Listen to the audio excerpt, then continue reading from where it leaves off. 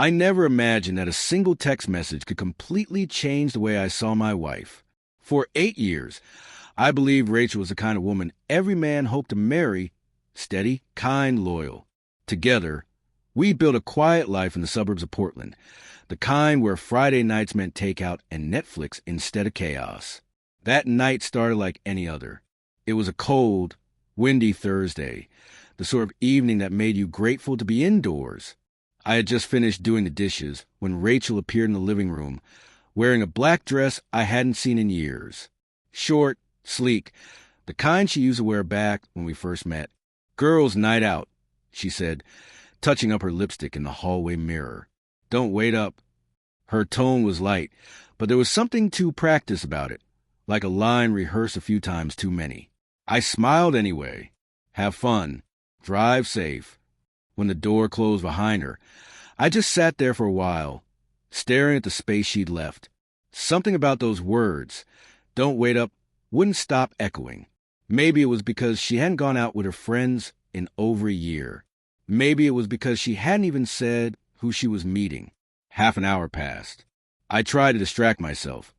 Flipped through channels, scrolled my phone, but the unease stayed. Around 9:30, my phone buzzed. A message from Rachel. "Hey, I'm at a girls' night out. Don't wait for me." That was all.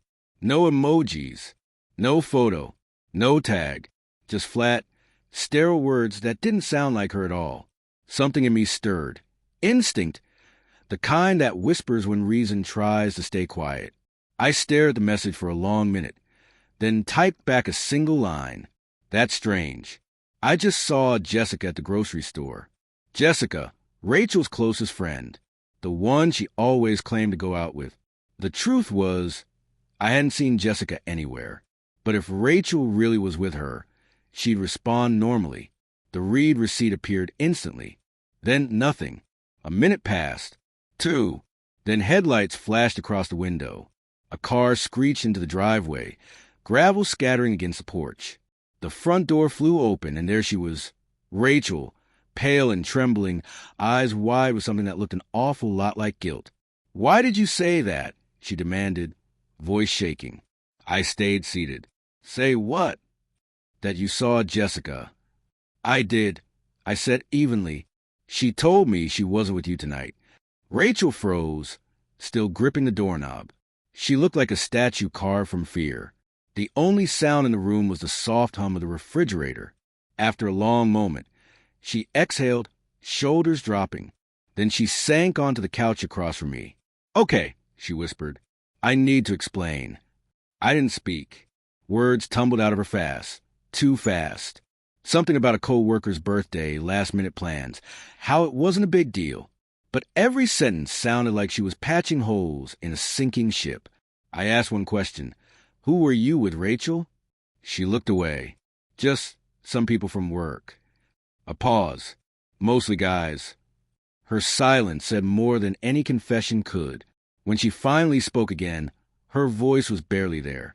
"It's not what you think." "I haven't told you what I think," I said quietly.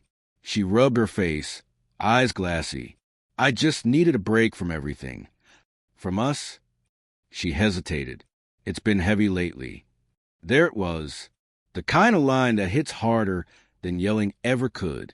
The quiet truth behind so many endings. When someone stops trying, they start hiding. I would have understood that. I told her. You didn't have to lie. Rachel looked up at me then. Really looked. As if she was seeing me for the first time in months. "I panicked," she said softly.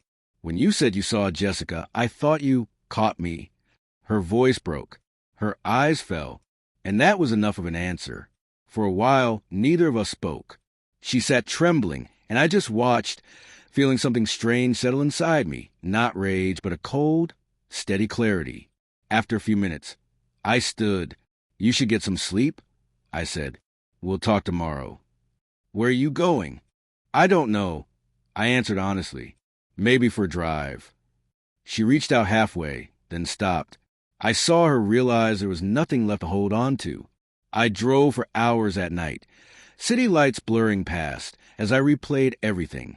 The laughter we once shared, quiet dinners, the way she used to reach for my hand without thinking. Somewhere along the way, that version of us had died, and neither of us noticed until the ghost showed up wearing a little black dress. When I came home near dawn, Rachel was asleep on the couch, her phone still in her hand, makeup streaked with tears.